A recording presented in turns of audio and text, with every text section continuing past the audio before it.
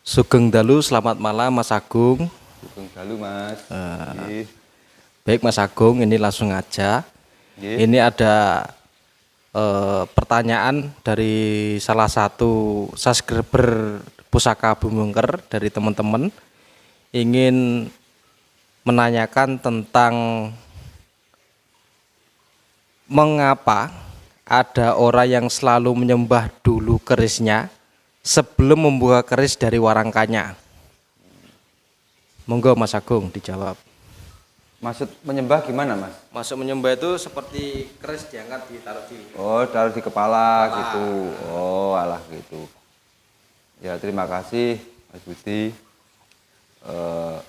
Sebenarnya itu bukan menyembah.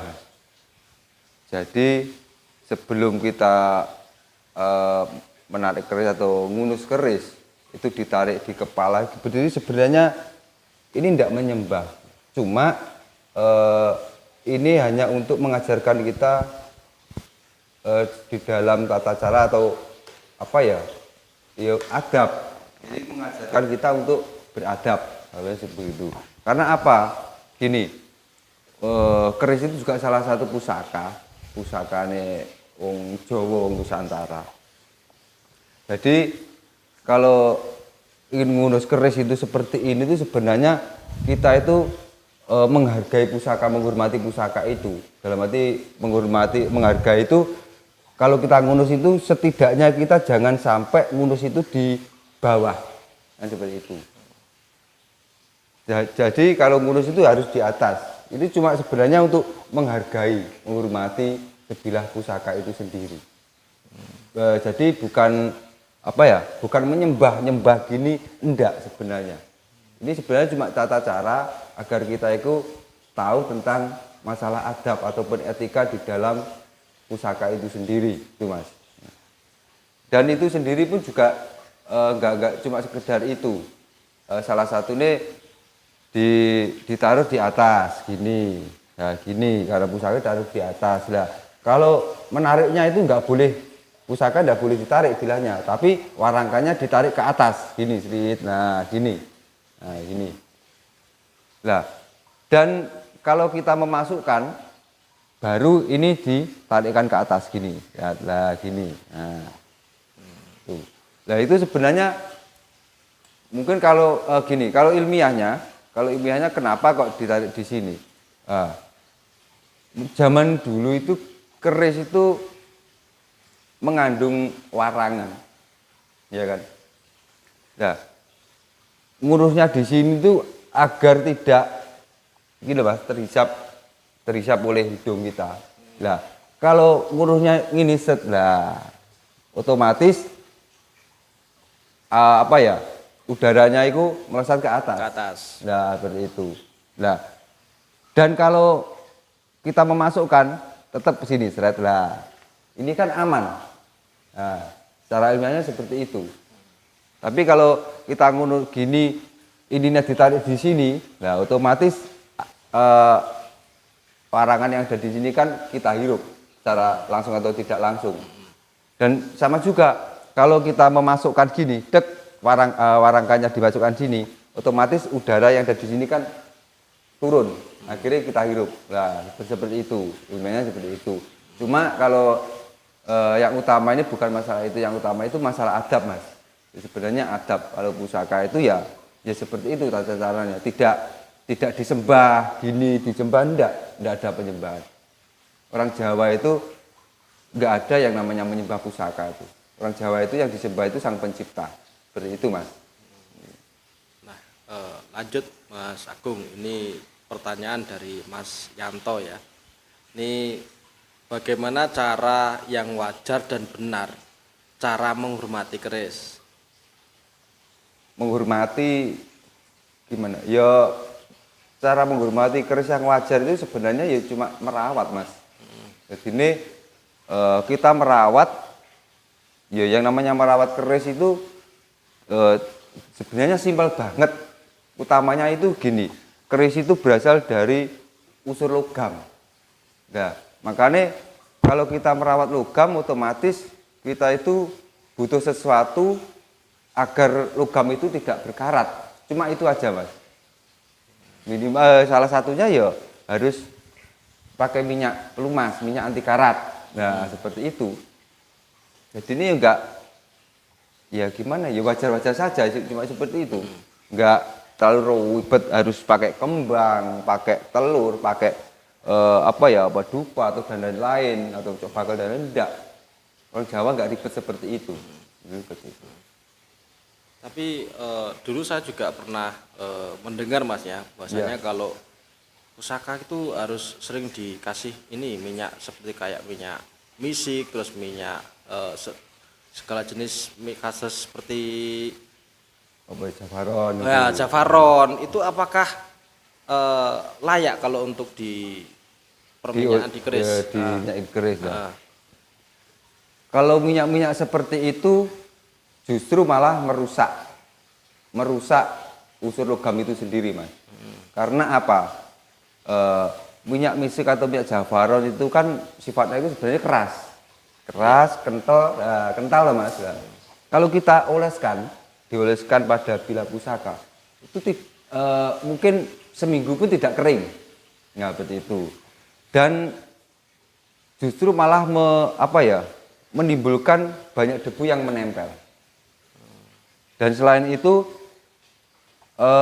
minyak misik atau dan sebagainya yang jenis itu kalau dioleskan di pusaka, di bilah besi, justru itu akan merusak ataupun mengakibatkan pengeroposan besi itu sendiri. Seperti itu. Jadi tidak disarankan untuk meminyaki keris itu dengan minyak sejenis misik atau Javaron dan sejenisnya seperti itu. Nah ini selanjutnya ini dari Mas Andi Mas. Apakah memiliki sebelah keris itu tidak bertentangan dengan agama? Nah, kalau masalah bertentangan dengan agama itu ya kalau orang beragama ya tergantung aturannya agama itu sendiri. Seperti itu. Jadi kalau emang agama itu bahasanya aturannya itu ya juga bertentangan, ya mungkin untuk agama itu yang bertentangan dan untuk agama yang lain ya belum tentu gitu Mas. Seperti itu. Nah, tapi kalau khususnya orang Jawa ya nyusewu ya. Di sini ku orang Jawa ya terus tempatnya ya di tanah Jawa dan itu ya peninggalannya orang Jawa, orang leluhur dulu. Dan kalau emang ya nyusewu kalau untuk orang Jawa kalau naik emang bertentangan kenapa harus dibuat seperti ini? Ya, seperti itu. Yang jelas kalau di Jawa itu kalau pusaka Indonesia hukumnya wajib. Karena itu puncak dari sebuah peradaban. Keris itu puncak dari sebuah peradaban. Seperti itu. Bukan hanya sejarah peradaban. Jadi ini keris itu adalah salah satu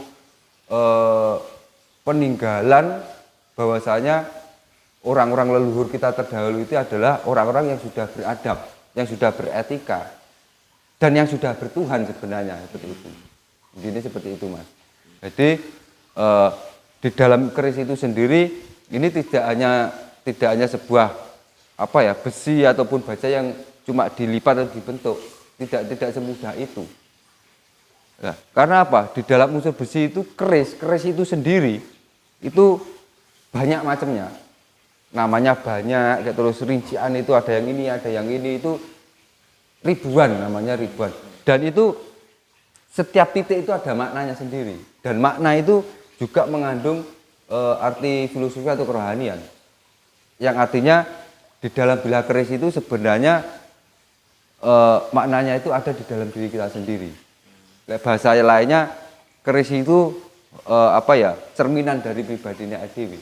Kalau kita ngomong masalah keris, kalau kita ingin merawat keris atau kita benar-benar mencintai keris, berarti kita mencintai diri kita sendiri. Kalau kita mempelajari dari unsur keris itu sendiri, nah tidak bisa kita harus mempelajari kembali kepada diri kita sendiri. Nah, akhirnya apa yang terjadi ataupun yang dihasilkan sebenarnya adab, cuma itu aja, enggak lain. Terus selanjutnya Mas Agung untuk pertanyaannya. Saya mau tanya, tetapi jangan ditertawakan. apakah tuah sebilah keris selain dapat memperbaiki karakter manusia, juga dapat memperbaiki nasib seseorang? Misalnya, seseorang yang tadinya hidup susah, setelah mendapatkan keris tertentu, diharapkan nasibnya dapat berubah menjadi lebih baik. Nah, ini mungkin pola pikir atau mindset yang kurang tepat bagi saya. Jadi gini Mas, kalau kita mempunyai sebilah pusaka, ya masalah jangankan pusaka Mas, apapun kita memiliki apapun itu, ya harapan kita itu menjadi lebih baik atau lebih positif, ya seperti itu Mas. Cuma kalau ngomongin masalah pusaka, apakah pusaka itu bisa menyebabkan kehidupan kita itu lebih baik atau lebih buruk? Sebenarnya itu tidak bisa, pusaka itu tidak bisa. Yang merubah menjadi lebih baik atau lebih buruk itu adalah pribadi kita masing-masing. Jadi seperti itu. Pola pikir, terus mindset kita, langkah kita, ucapan kita, perilaku kita yang merubah itu Mas. Jadi ini pusaka nggak bisa merubah apa-apa. Cuma gini, mungkin pusaka itu bisa mendorong. Dengan satu syarat, ya kita harus merawat pusaka itu dengan penuh kasih sayang. Dengan penuh kasih sayang bukan berarti kita merawat pusaka terus kita menuhankan Mas. Tidak. Jangankan ke pusaka, kita mempunyai peliharaan atau kucing ataupun burung ataupun anjing. Nah, kalau kita memelihara itu dengan rasa kasih sayang, bukan tendensi materi dan lain-lain, khususnya hanya untuk dengan dasar kasih sayang itu tadi, itu tetap Mas, tetap imbasnya kepada kita. Jadi ini bukan berarti anjing itu balas budi ke kita, enggak. Tapi itu hubungannya dengan alam semesta nantinya Mas. Soalnya kayak pusaka, besi ataupun peliharaan dan lain, itu ya bagian dari alam semesta ini Mas. Jadi kalau kita itu menghargai alam semesta, otomatis alam semesta itu menghargai kita. Jadi masalah lebih baik atau enggak, ya itu bukan masalah kepusakanya. Kita kembali kepada pribadi kita masing-masing, seperti itu. Bedanya Mas. Selanjutnya, bagaimana menurut jenengan cara menghormati keris secara tidak berlebihan? Mungkin berlebihan atau tidak itu ya tergantung mindset kita Mas.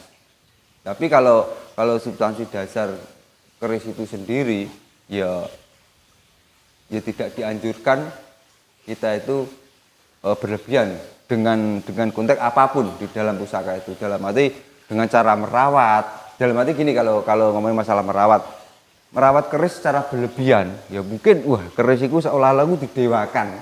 Nah, dikasihkan tempat sing wingit atau sing sangar, terus itu dikasih kembang-kembang seolah-olah itu disembah ataupun dikasih dupo ataupun dikasih apa-apa gitu Mas. Ya itu mungkin salah satu ini mungkin itu yang berlebihan. Masalah enggak berlebihan sih sebenarnya, cuma itu gimana ya? Ya ada yang seperti itu ada, cuma di dalam ilmu perkerisan sendiri sebenarnya bukan seperti itu. Cuma kita itu merawat. Nah, merawat keris ini itu sebenarnya sama juga kita merawat diri kita sendiri. Seperti itu. Kenapa kok saya ngomong diri kita sendiri? Karena apa yang ada di unsur yang ada di dalam keris itu sebenarnya juga ada di dalam unsur pribadi kita masing-masing. Unsur elemen lah Mas, 4 unsur elemen itu ada di dalam pusaka dan itu ada di dalam diri kita sendiri. Kalau kita merawat pusaka itu ya berlebihan, itu juga tidak baik sebenarnya.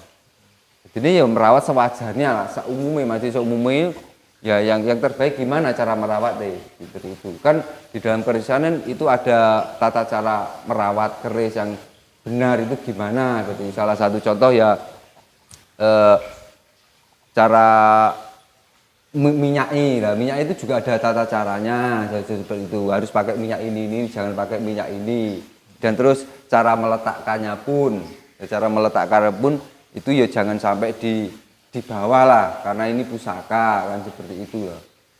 Ya sebenarnya tidak diharuskan harus gini-gini, tidak sebenarnya. Ya dianjurkan ataupun disarankan, cuma itu Mas. Jadi kalau masalah menghormati keris agar tidak berlebihan ya seperti itu.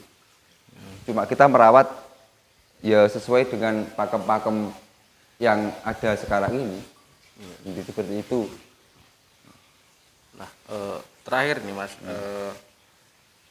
kenapa empu-empu dulu itu membuat keris dengan suatu bentuk yang berbeda-beda? Contoh ada keris yang lurus, terus Ya. keris yang berluk, kemudian ada nama-nama keris seperti keris Nogososro, terus itu sebetulnya gimana Mas? Kalau masalah kenapa empu itu membuat keris berbeda-beda, itu sebenarnya tidak bisa dijelaskan secara pasti, Mas. Nggak bisa itu. Karena yang bisa menjelaskan secara pasti ya si pembuat itu sendiri, hanya seperti itu. Kita nggak bisa.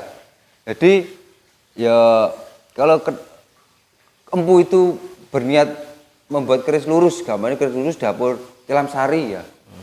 Kadang empu itu sendiri tidak tahu maknanya, tidak tahu maksudnya. Karena kenapa? Keris empu membuat keris itu sendiri ya pokoknya itu seperti orang-orang melukis lah. Jadi orang melukis itu ya apa yang ada di dalam dirinya sendiri kita lukis. Jadi seperti itu. Nah, ini kan di sini kita melukis sebuah pemandangan seperti itu. Kita nggak perlu mencontoh yang seperti itu. Nah, apa yang kita lukis sih apa yang ada di dalam diri kita itu. Jadi sama saja yang empu itu membuat pusaka itu bukan berarti keinginan sang empu. Bukan sebuah keinginan pikiran enggak. Jadi empu itu ya gimana ya? Meluapkan sesuatu emosi jiwanya. Yaitu berupa tempaan-tempaan lipatan-lipatan besi itu yang pada akhirnya menjadikan sebuah keris itu sendiri. Gini. Dan ya mungkin pada waktu itu nggak bisa Mas, nggak ada yang empu sendiri nggak menjelaskan tentang oh ini keris. Ini maknanya gini, untuk gini. Mungkin itu kalau empu sendiri itu nggak menjelaskan. Cuma itu ada yang notabene gini pada waktu dulu. Salah satu contoh aja. Seorang apa ya contohnya seorang pedagang gitu. Pedagang lah. Itu memesan keris kepada sang empu. Lah mungkin itu dikaitkan disamakan frekuensi antara karakter si pemesan dan karakter pusaka itu sendiri. Dari mana caranya? Nah, yang namanya empu, dia itu tahu bahan-bahan jenis-jenis besinya itu tahu dan karakter-karakter besinya itu tahu banget. Nah, itu disesuaikan dengan karakter seseorang itu sendiri. Jadi ini agar gimana? Agar sesuai, agar seimbang. Salah satu contoh gini. Saya memesan keris pada empu. Nah, karena saya itu terlalu besar emosional saya, terlalu besar amarah saya. Nah, mungkin empu membuat keris agar emosional saya itu terkendali. Nah, dengan cara apa? Dengan cara memilih bahan-bahan yang tepat, yang sesuai dengan karakter saya seperti itu. Ini cuma seperti itu. Nah, kok sampai bisa menyesuaikan itu dari apa? Nah, di dalam besi itu ada unsur-unsurnya, Mas. Unsur-unsur ya 4 unsur elemen itu tadi. Sama yang ada di dalam diri kita itu dalam diri kita itu juga ada 4 unsur elemen itu tadi. Makanya kita sinkronkan. Kalau kita unsur elemen itu terlalu banyak apinya, bacanya seperti itu. Ya itu harus dibanyakkan tentang unsur yang mengandung unsur apa ya? Unsur air lah seperti itu agar seimbang. Akhirnya menyeimbangkan sebenarnya. Seperti itulah kurang lebihnya. Oke, terima kasih Mas Agung atas penjelasan malam hari ini. Semoga bermanfaat buat dulur-dulur semuanya. Selagi terima kasih. Rahayu, Rahayu, Rahayu. Rahayu Mardika, Mas.